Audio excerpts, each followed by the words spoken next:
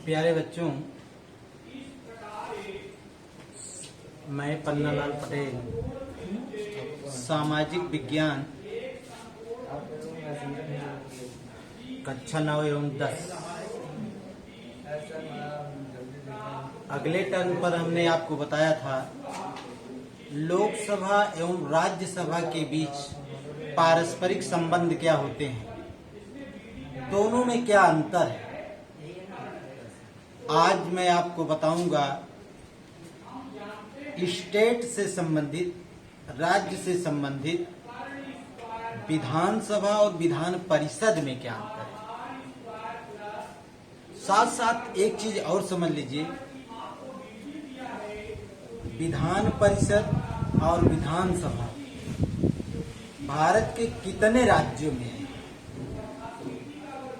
तो देखिए, भारत के 7 राज्यों में विधान परिषदें थी, लेकिन धारा 370 हटने के बाद एक राज्य उससे हट गया। वर्तमान में भारत में 6 राज्य ऐसे हैं जिन राज्यों में विधानसभा और विधान परिषद है, यानी द्विसदनीय व्यवस्था। जो द्विसदनीय व्यवस्था है वर्तमान में भारत के 6 राज्यों में है। इसको भी आप समझ लीजिए, वह कौन से प्रदेश हैं जिनमें द्विसदनीय व्यवस्था है, यानी विधानसभा और विधान परिषद। तो नंबर 1 उत्तर प्रदेश। उत्तर प्रदेश में विधानसभा और विधान परिषद दोनों हैं। इसके बाद नंबर 2 बिहार है। बिहार में भी द्विसदनीय व्यवस्था है। इसके बाद महाराष्ट्र है। महाराष्ट्र, यहाँ से पढ़ाई करिए ना, यहाँ भी द्विसदनीय व्यवस्था है। इसके बाद कर्नाटक है। कर्नाटक में भी विधानसभा और विधान परिषद है। इसके बाद आता है आपका आंध्र प्रदेश। आंध्र प्रदेश, साथ साथ अगली कड़ी में तेलंगाना। इन राज्यों में द्विसदनीय व्यवस्था है। द्विसदनीय व्यवस्था वाले राज्य, व्यवस्था वाले राज्य। इतने राज्यों में द्विसदनीय व्यवस्था है। बाकी भारत के जितने भी राज्य हैं उनमें द्विसदनीय व्यवस्थाएं नहीं है। जिन राज्यों में द्विसदनीय व्यवस्था नहीं है वहां पर विधानसभा और राज्यपाल को ही मिलाकर के विधानमंडल का निर्माण हो जाता है। तो ऐसे राज्य जिनमें द्विसदनीय व्यवस्था पाई जाती है वो ब्लैक बोर्ड पर हमने लिख दिया है। एक राज्य और था जो जम्मू कश्मीर था। जम्मू कश्मीर, इसमें भी विधानसभा और विधान परिषदें थी, लेकिन 370 हटने के बाद, आर्टिकल 370 को हटाने के बाद यह राज्य का दर्जा न देकर के केंद्र शासित राज्य हो गया। जैसा कि आपको मालूम होना चाहिए, प्रदेशों की संख्या में 1 की कमी हुई है और केंद्र शासित राज्यों की संख्या में 2 की वृद्धि हुई है। वर्तमान में भारत में राज्यों की संख्या 28 है, केंद्र शासित प्रदेशों की संख्या 9 हो गई है। तो आज हम आपको बताएंगे विधानसभा और विधान परिषद के बीच में पारस्परिक संबंध क्या हैं। तो आइए देखते हैं इसको पहली कड़ी में कि इनके बीच में जो संबंध है वह नामकरण के संबंध में। नंबर 1 हेडिंग नामकरण के संबंध में।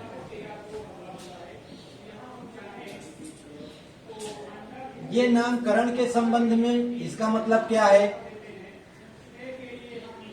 यानी उन राज्यों में, जिन राज्यों में द्विसदनीय व्यवस्था है, उनमें एक विधानसभा होती है और एक विधान परिषद होती है। द्विसदनीय व्यवस्था वाले राज्यों में विधानसभा और विधान परिषद होती है। इसके बाद अगली कड़ी में देखा जाए प्रतिनिधित्व के संबंध में। प्रतिनिधित्व के संबंध में इसका मतलब क्या हुआ, यानी विधानसभा और विधान परिषद किनका प्रतिनिधित्व करती हैं, तो प्रतिनिधित्व के संबंध में विधानसभा ये सीधे सीधे जनता का प्रतिनिधित्व करती है और विधान परिषद वहां के जो अल्पसंख्यक हैं और व्यापारियों से संबंधित इनके ऊपर नियंत्रण रखती है, इनकी देखभाल करती है जो अल्पसंख्यक होते हैं।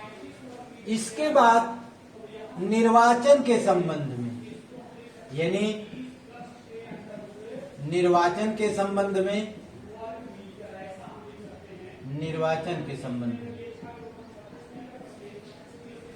तो निर्वाचन के संबंध में देखा जाए जो विधानसभा के सदस्य हैं, इनका निर्वाचन उस प्रदेश की जनता द्वारा गुप्त मतदान के माध्यम से किया जाता है। जो विधानसभा का सदस्य होता है उसका चुनाव उस प्रदेश की जनता द्वारा गुप्त मतदान के माध्यम से किया जाता है, लेकिन जो विधान परिषद है उसके सदस्यों का निर्वाचन ये एकल संक्रमणीय पद्धति के अनुसार किया जाता है, यानी अप्रत्यक्ष रूप से निर्वाचित सदस्यों के माध्यम से इनका चुनाव किया जाता है। इसके बाद सदस्य संख्या के संबंध में, यानी सदस्य संख्या कितनी होनी चाहिए, सदस्य संख्या के संबंध में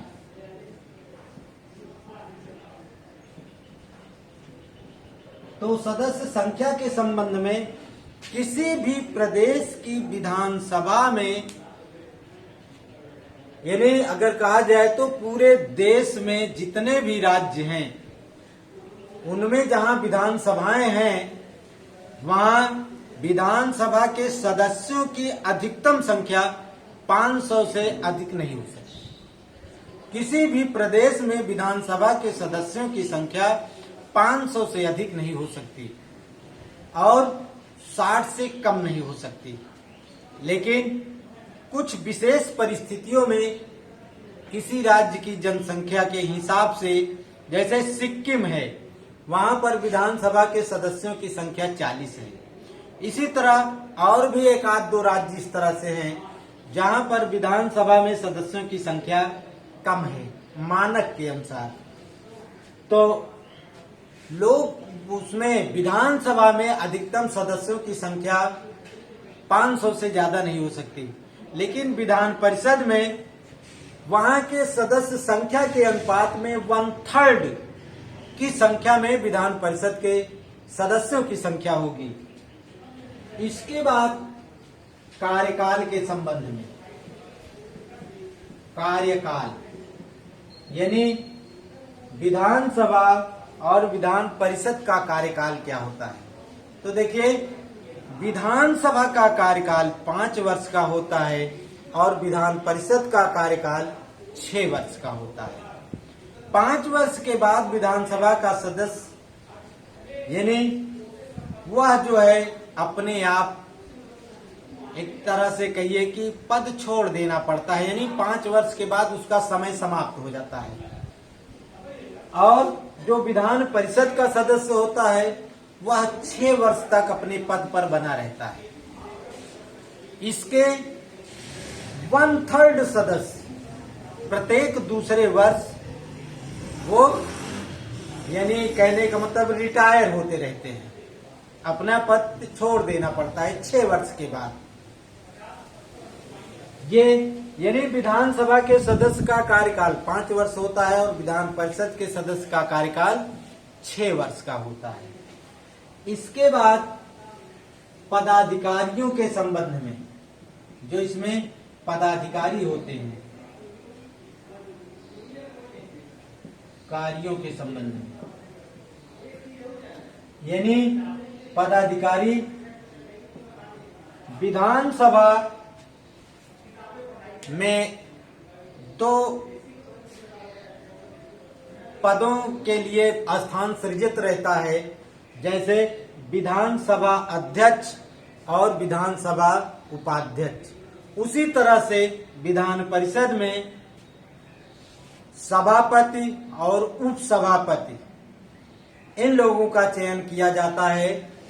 जो विधानसभा अध्यक्ष उपाध्यक्ष चुने जाते हैं, ये विधानसभा के निर्वाचित सदस्यों में से ही इनका चयन किया जाता है। इसके बाद विधि निर्माण के संबंध में, विधि निर्माण के संबंध में कहने का मतलब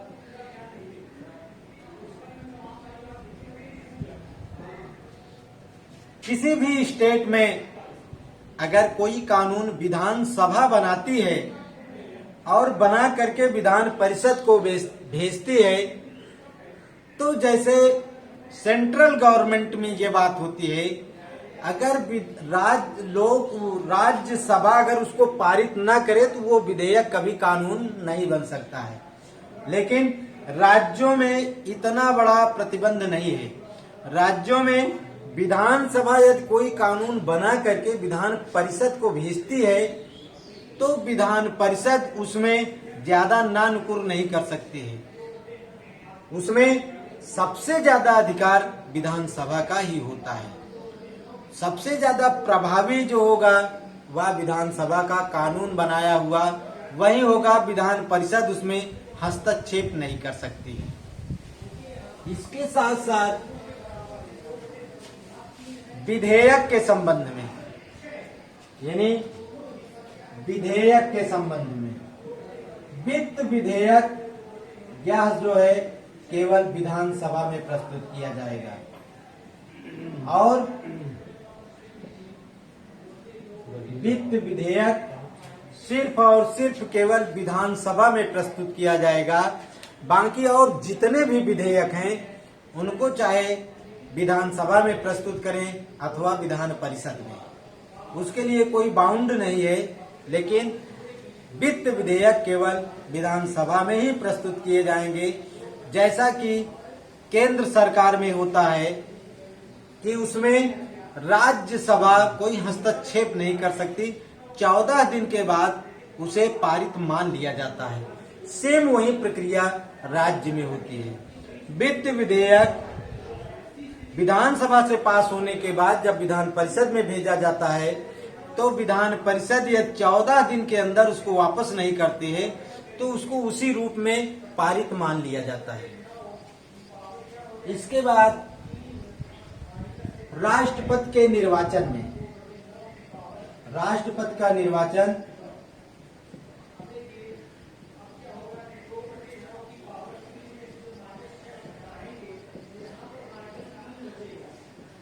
यानी विधानसभा के जो सदस्य होते हैं वह राष्ट्रपति के निर्वाचन में भाग लेते हैं। जो राष्ट्रपति का चुनाव होता है उसमें संसद के दोनों सदन और विधानसभा के सदस्य भाग लेते हैं।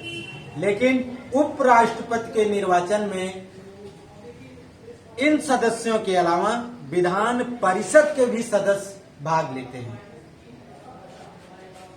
इसके बाद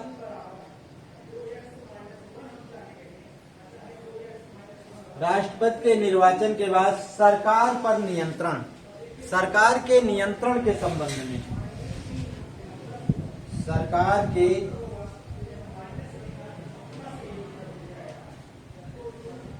नियंत्रण के संबंध में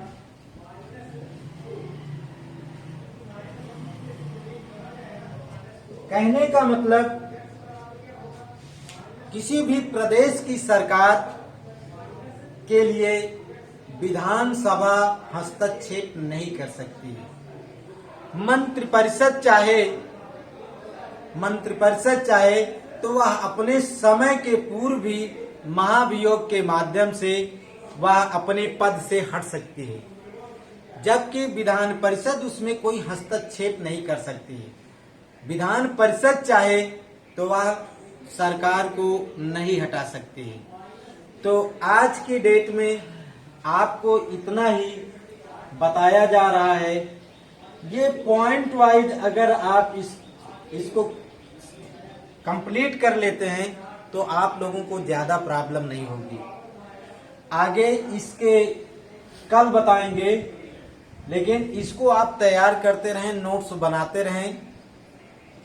शेष कल। धन्यवाद।